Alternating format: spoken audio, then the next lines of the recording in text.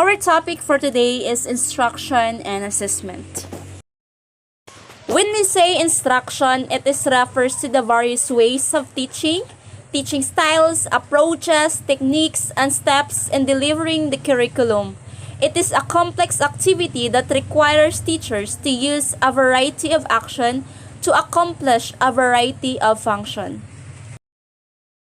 Assessment is the process of collecting information which describes students' achievement in relation to curriculum expectation.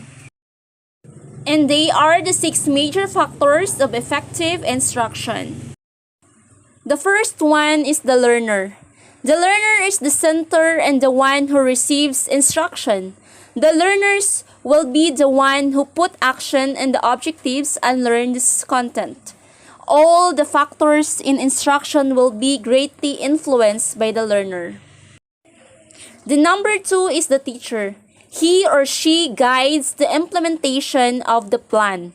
The teacher is the very important factor because the skill, ability, professional, and the personal qualities of the teacher greatly affect in the instruction.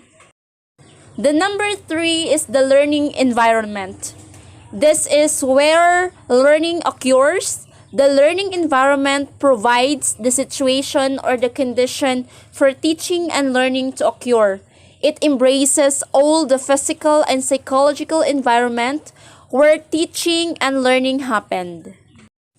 And the number 4 is the subject matter. This includes the ideas, concepts, principles, and theories in different disciplines that are taken up as a means to accomplish the objectives. The number 5 is the method of teaching and learning. This is the heart of instruction.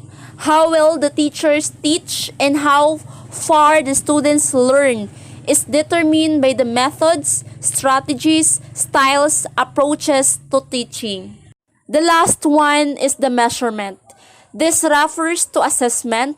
The intended objectives should be measured in terms of the learning outcomes. This picture shows that in the education setting, curriculum, instruction, and assessment go hand in hand for the success of students' achievement. The interaction of 3 elements show how each other affects one another. Instruction is the way we teach the curriculum for learning. It is the action that teaches the material outlined in the curriculum to the learner. All curricular exists to provide the basis for effective instruction, that is, instruction that maximizes learning.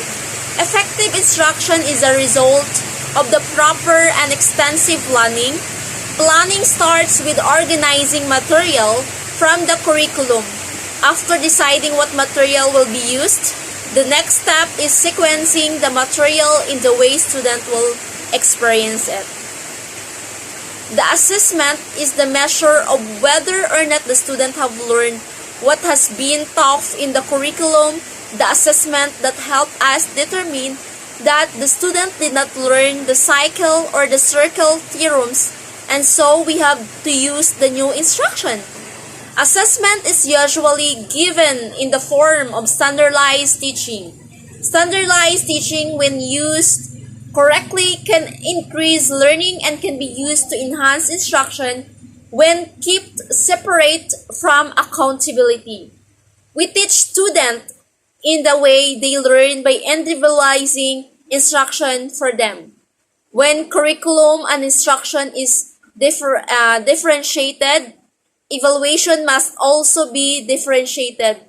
The teacher may be pleased to assess advanced students in non-traditional ways, as the traditional testing may not show the progress that we are monitoring with the mixed ability students. That's all. Thank you.